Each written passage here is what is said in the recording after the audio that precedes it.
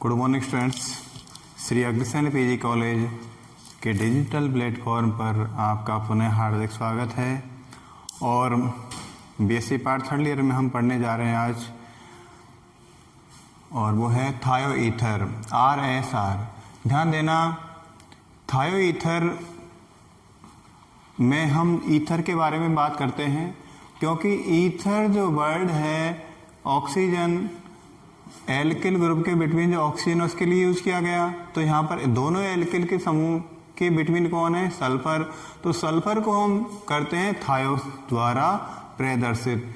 तो यहाँ पर थायो ईथर RSR इसका फॉर्मूला हो जाएगा।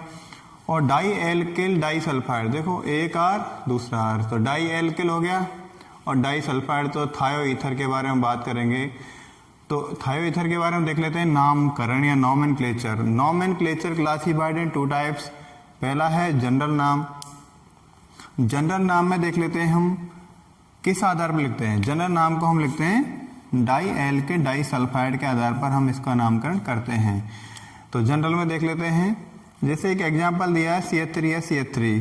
तो यहाँ पर देखो दोनों CH3 समान है, तो डाई दे दिया, तो dimethyl sulphide, dimethyl sulphide, dialkyl sulphide, right.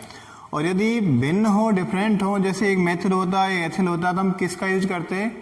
हम वहाँ पर यूज करते इंग्लिश अल्फ़ाबेट का। यदि इंग्लिश अल्फ़ाबेट में जो पहले आता है हम उसे पहले नाम लिखते, जो बाद में आता है उसका नाम हम बाद में लिखते। जैसे मैथ, यहाँ पर दूसरा एग्जाम्पल हम देख लेते हैं। सल्फर से एक समूह जुड़ा है CH3, दूसरा समूह जुड़ा है प्रोपिल। तो क्या नाम हो जाएगा? मेथिल को पहले लिख दिया गया क्योंकि LMNOP, M पहले आ रहा है, P बाद में आ रहा है, तो methyl propyl sulphide, right, sulphide लिख दिया। तो दो एग्जाम्पल हमारे जनरल नेम के हमने इधर लिखवा दिए। अब IUPAC नेम में क्या होता है? IUPAC नेम में जो आधार बनाया जाता है वो है एल्किल थायो एल्केन। कौन सा आधार है? एल्किल थायो एल्केन आधार पर हम नामकरण करते हैं। एग्जाम्पल फर्स्ट देख लेते हैं CH3 या CH3। तो यहाँ पर क्या होगा? मेथिल, मेथिल समूह किससे जुड़ा हुआ है? मेथिल थायो एल्किल थायो, इस हिसाब से लिखेंगे। देखो टू पार्ट्स कर देंगे हम यहाँ पर। एल्किल थायो तो क्या हो गया? मेथिल थायो, मेथिल थायो। चाहे इसके साथ इसको जोड़ दें, चाहे इसको इस एस के साथ जोड़ दें, तो मेथिल थायो कितने, how many number of carbon, कितने हैं? ओनली 1 कार्बन है चेन में। तो मेथिल थायो मेथिल इसका नामकरण हो जाएगा IUPAC के अकॉर्डिंग। अब इधर देखें, देखो ये क्रियात्मक समूह की तरह बात मान लेते हैं हम इसे SCH3। तो यहाँ कार्बनिक श्रृंखला में क्या होगा? नंबर 1 2 3, नंबर कौन जुड़ा हुआ है? SCH3 जुड़ा हुआ है। SCH3 क्या बोलेंगे? 1 नंबर जुड़ा हुआ है, तो 1 मेथिल थायो, 1 मेथिल थायो। कितने कार्बन है? 3 कार्बन है, तो 1 मेथिल थायो प्रोपेन। इस तरह हम IUPAC और जनरल नेम के हिसाब से हम नामकरण करते हैं। तो मैं समझता हूँ आप लिख सकते हैं, इजीली आप कर सकते हो, और आप स्क्रीनशॉट इसका ले सकते हो, क्योंकि लिखना तो अलग बात है, स्क्रीनशॉट आप ले सकते हैं, ठीक है। अब हम बनाने की विधियाँ देखते हैं, थायो ईथर बनाने की विधियाँ, प्रिपरेशन मेथड्स ऑफ थायो ईथर। क्लियर हुआ है? प्रिपरेशन मेथड्स, बनाने की विधियाँ।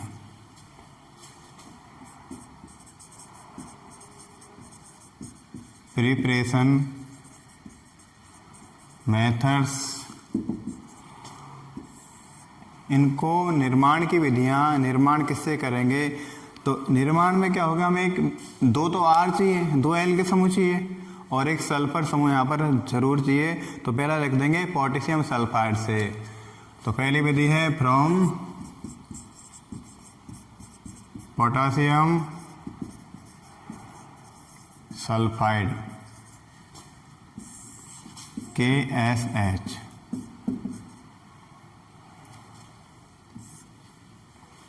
किससे करेंगे? पोटेशियम सल्फाइड, KSH नहीं होगा, K2S होगा, K2S। फ्रॉम पोटेशियम सल्फाइड से। इसमें क्या होगा, ध्यान देना, पोटेशियम सल्फाइड की रिएक्शन जब एल्किल हैलाइड के साथ करवाई जाती है तो यहाँ पर ये गर्म किया जाता है, तो यहाँ पर बन जाएंगे कौन, डाई एल्किल डाई सल्फाइड। तो RX plus K2S alkyl halide react with potassium sulphide, और यहाँ पर थोड़ा सी हीट दे देंगे, गर्म करवा देंगे, तो यहाँ पर क्या होगा, R 2 चाहिए, ये तो क्लियर है, 2 R चाहिए, तो RSR। आप रिएक्शन जो भी करने जा रहे हो, कर रहे हो, उसमें आप ये देखें उत्पाद या प्रोडक्ट किस हिसाब से बनेगा। प्रोडक्ट जो बनेगा वो किसके साथ बनेगा, इसके साथ बनेगा, हमें ये बनाना है। 2 R है तो R 2 चाहिए, तो यहाँ पर देखो 2 लगा देंगे यहाँ पर। तो पहले तो RSR बना लिया हमने, RSR बन गया, इधर से 2 R ले लिए, इधर से कौन लिया, S लिया, इधर से 2 S लेना पड़ा, कि 1 S लेना पड़ा, एक की जरूरत 1 लेना पड़ा, तो S इधर चला गया R के साथ, बचे कौन, 2 तो हेलोजन बच रहे हैं और 2 K बच रहे हैं, तो यहाँ पर KX मतलब पोटेशियम हैलाइड, और ये कौन है, साल्ट, राइट। कौन बन गया, साल्ट बन गया, और ये बन गया thioether, dialkyl disulphide. Thioether का निर्माण हो चुका है, किससे हुआ, पोटेशियम सल्फाइड द्वारा। अब हम R के स्थान पर दूसरा ले लेते हैं, जैसे CH3CH2Br, ethyl bromide react with K2S in presence of heat to form CH3CH2SCH2CH3। देखो R को रिप्लेस किया है, किसके द्वारा किया है मैंने, R रिप्लेस्ड बाई एथिल, तो यहाँ पर हो जाएगा डाई एथिल और सल्फाइड, डाई एथिल सल्फाइड, और इधर कौन बन जाएगा, 2KBr पोटेशियम ब्रोमाइड बन जाएगा। इस तरह से हम इस अभिक्रिया को हमने देखा, from potassium sulphide react with alkyl halide, react with alkyl halide, right. Alkyl halide के साथ रिएक्शन करेगा तो कौन बनेगा, थायो ईथर का निर्माण होगा। इसी पोटेशियम सल्फाइड की दूसरी रिएक्शन और करवाएं, ये तो थी एल्किल हैलाइड के साथ, अब दूसरी रिएक्शन हम पोटेशियम सल्फाइड करवाएं, वो करवाएं हम किसी सल्फेट के साथ करवाएं तो हो सकता है क्या, हाँ जी, ethyl potassium sulphate, CH3CH2KSO4 ethyl potassium sulphate.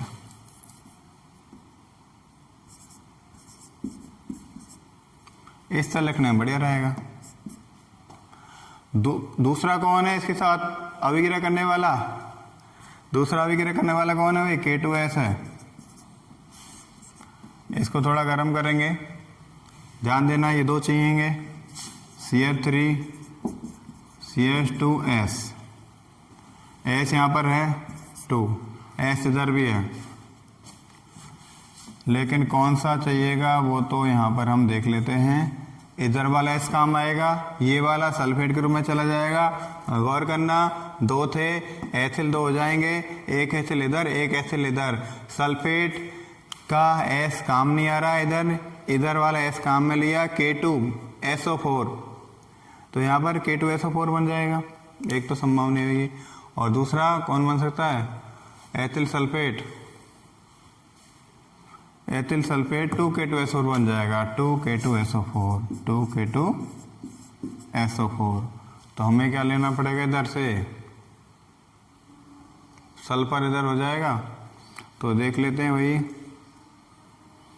2K2SO4 potassium हो गए 4 पोटेशियम, 2 2 4, सल्फर 1 इधर हो गया, राइट, और सल्फेट 2 हो गए, ठीक, क्लियर हुआ। तो डाई एथिल डाई आ जाता है गलती से यार, डाई एथिल सल्फाइड, राइट।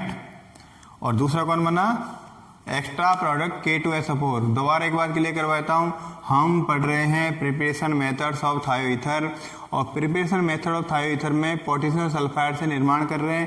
पहली हमने विधि पढ़ चुकी है, पहली रिएक्शन जो पढ़ी हमने वो थी एल्किल हैलाइड के साथ पोटेशियम सल्फाइड की रिएक्शन से। सेकंड जो रिएक्शन हम पढ़ने जा रहे हैं, पढ़ाई की हमने, potassium sulphide react with ethyl potassium sulphate, इसको बोलेंगे एथिल पोटेशियम सल्फेट। तो इसके साथ रिएक्शन करवाई तो यहाँ पर CH3 CH2 एक इधर, दो जरूरत पड़ी, दो ले लिया। सल्फेट कितना बचा, ये भी 2 था, तो सल्फेट 2 सल्फेट इधर और K2SO4 बनेगा पोटेशियम सल्फेट। तो K 2 तो इधर है और 2 इधर हो जाएंगे, 4 हो जाएंगे, 2K2SO4, right. Equation is balance. Clear करते हैं। अगली विधि देख लेते हैं ईथर से। पोटेशियम सल्फाइड से हमने देखा।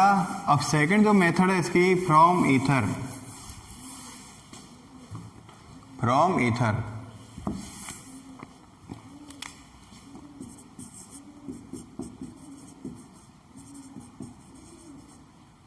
ईथर से निर्माण, प्रिपरेशन फ्रॉम ईथर। अब ईथर में ध्यान देना, ईथर में होता है ऑक्सीजन, दोनों एल्किल ग्रुप के बिटवीन ऑक्सीजन होता है, और ऑक्सीजन रिप्लेस करना हमें, यहाँ पर एक विनिमय रिएक्शन होगी, एक्सचेंज रिएक्शन यहाँ पर होगी। सल्फर ऑक्सीजन को रिप्लेस कर देगा, सल्फर ऑक्सीजन रिप्लेस करेगा तो ही थायोईथर बनेंगे, अन्यथा कौन रह जाएगा, ईथर रह जाएगा। तो फास्फोरस पेंटासल्फाइड, थायोईथर की बात करें, ether react with P2S5 and to form thioether।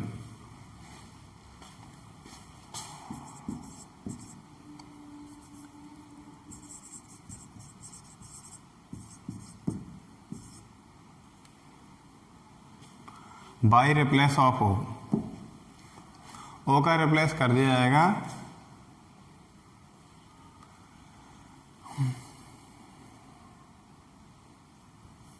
तो देख लेते हैं भाई ईथर के बारे में, ROR प्लस P2S5।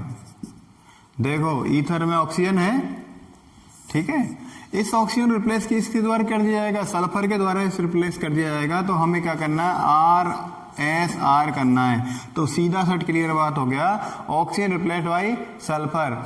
एंड अब यहाँ पर जो ऑक्सीजन रिप्लेस हो रही सल्फर द्वारा, सल्फर कितने, हाउ मेनी सल्फर, 5 एटम्स, तो यहाँ पर 5 है। तो यहाँ पर देखें P2S5 की जगह हो जाएगा P2O5 हो जाएगा। Phosphorus pentasulphide convert into P2O5 and ether convert into RSR thioether में। तो यहाँ पर देखना कितना हो जाएगा, 5 लिख देते हैं यहाँ पर। तो यहाँ 5 करना पड़ेगा हमें, क्यों करना पड़ेगा कि 5 सल्फर है। तो यहाँ पर P2O5 ऑक्सीजन किसके द्वारा रिप्लेस की गई, सल्फर द्वारा की गई है। तो यहाँ पर ईथर, और ये ईथर अब क्या है, थायोईथर। थायोईथर क्यों है, क्योंकि यहाँ पर कौन था, ऑक्सीजन, यहाँ पर कौन है, सल्फर। क्लियर रही बात। हाँ जी, अगली बात हम बात करें सोडियम मरकैप्टाइड द्वारा। अगली जो रिएक्शन है फ्रॉम सोडियम मरकैप्टाइड, तब तक आप इसे लिख सकते हैं number 3 from sodium मरकैप्टाइड।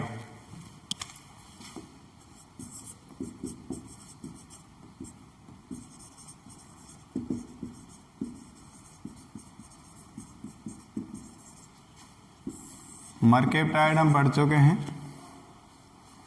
From sodium मरकैप्टाइड। इसमें क्या होगा, सोडियम मरकैप्टाइड की एल्किल हैलाइड के साथ रिएक्शन करवा दें, इजीली हो जाएगी। विलियमसन संश्लेषण E3 विधि के हिसाब से यहाँ पर हो जाएगी। हाँ, तो आपने जो ईथर के जो रिएक्शन पढ़े होंगे प्रिपरेशन मेथड्स में, विलियमसन ईथर संश्लेषण विधि थी, इसी तरह की ये विधि है, उसी का एक रूप है। इसका मतलब हम कह सकते हैं विलियमसन ईथर संश्लेषण विधि का एक प्रतिरूप मान लो इसको। तो हम किसके साथ करवा रहे हैं, सोडियम मरकैप्टाइड। मरकैप्टाइड क्या है, मरकरी का, कोई किसका है, मरकरी का। नाम मरकरी से, लेकिन यहाँ पर मरकरी नहीं है, यहाँ पर सल्फर है। तो हम लिख देते हैं C2H5SNA+, राइट। सोडियम एथिल मर्केप्टाइड, ये नाम हमने क्वेश्चन भी लिखवाया था मैंने लास्ट टॉपिक में, किसे मर्केप्टाइड क्यों कहते हैं, क्योंकि ये मरकरी के जो कंपाउंड्स है उसके साथ इजीली बॉन्डेड हो जाते हैं, इसलिए मरकरी के साथ जो कैप्टन होता है टू कैच मरकरी, इसलिए मरकेप्टन बोलते हैं। तो sodium ethyl mercaptide react with alkyl halide, जैसे यहाँ पर एथिल ब्रोमाइड ले लिया गया। तो अब देखने वाली बात ये, एक तो एथिल ये और एक सल्फर ये, एन के पास पॉजिटिव है तो बी आर के पास पार्शियली नेगेटिव हो जाएगा, ये पॉजिटिव हो जाएगा। तो ये पॉजिटिव वाला ये किसके साथ जाएगा, एन ए वाला बी आर के साथ, और इधर CH2 वाला किसके साथ जाएगा, पॉजिटिव रिएक्ट विद नेगेटिव, और टू फॉर्म C2H5S C2H5S। तो हम देख लेते हैं यहाँ पर क्या हो गया, डाई एथिल सल्फाइड, मतलब क्या बन गया, थाईथर बन गया, बचा कौन, NaBr, कौन बचा, NaBr बचा, और कौन बन गया, थाईथर बन गया। क्लियर हुई बात। अब हम बात कर लेते हैं अगली रिएक्शन की। अगली रिएक्शन देखें तो फ्रॉम थायोल्स, थायोल से निर्माण करें, और थायोल की रिएक्शन हमने इसको पढ़ भी लिया था, फ्रॉम थायोल, फ्रॉम थायोल इसको हम पढ़ चुके हैं, लेकिन फिर भी एक बार रिकीप करवा देते हैं। फ्रॉम थायोल, ध्यान देना कहाँ पढ़ा था हमने, थायोल की जो रिएक्शन पढ़ी थी उसमें हमने इसका स्टडी किया था, फ्रॉम थायोल्स। इसमें क्या होगा, एल्यूमिना और जिंक सल्फाइड की प्रेजेंस में हाई टेम्परेचर पर रिएक्शन होती है थायोल की, और इसका डीकम्पोजिशन हो जाता है, H2S गैस रिमूव हो जाती है, ZNS और Al2O3 की प्रेजेंस में 300 degree Celsius temperature, almost 300 degree Celsius temperature होना चाहिए। और एथिन थायोल क्या हो जाएगा, C2H5SH, एथिन थायोल प्लस क्या करें, कुछ नहीं, प्लस जिंक सल्फाइड या Al2O3 और high temperature 300 degree Celsius, and ethane thiol decompose in C2H5S C2H5S, that means thioether, and remove of किसका हो जाएगा, देखो H2S रिमूव हो जाएगा यहाँ से, C2H5S चला गया, 2 सल्फर थे 2 हाइड्रोजन, तो रिमूव ऑफ H2S गैस। कैसे हुआ, 2 C2H5, एक इधर एक इधर, क्लियर हुआ, 2 सल्फर 1 सल्फर यहाँ पर है, इतनी सल्फर बची, 1 बची, हाइड्रोजन 2 थे और 1 सल्फर किस रूप में निकल गए, H2S के रूप में निकल चुके हैं। अगली रिएक्शन हम देखें एल्कीनों से, फ्रॉम एल्कीन, अगली रिएक्शन कौन सी है, from alkene. Number 5 reaction from alkenes.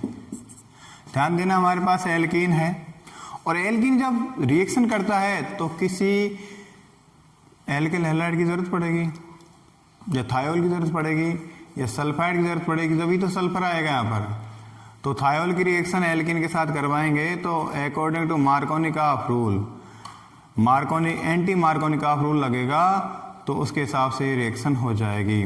Peroxide के प्रेजेंस में होगी reaction from alkene react with thiol, और ये रिएक्शन होती है एंटी मार्कोनिकॉफ रूल। एल्कीन्स करवा देते हैं CH2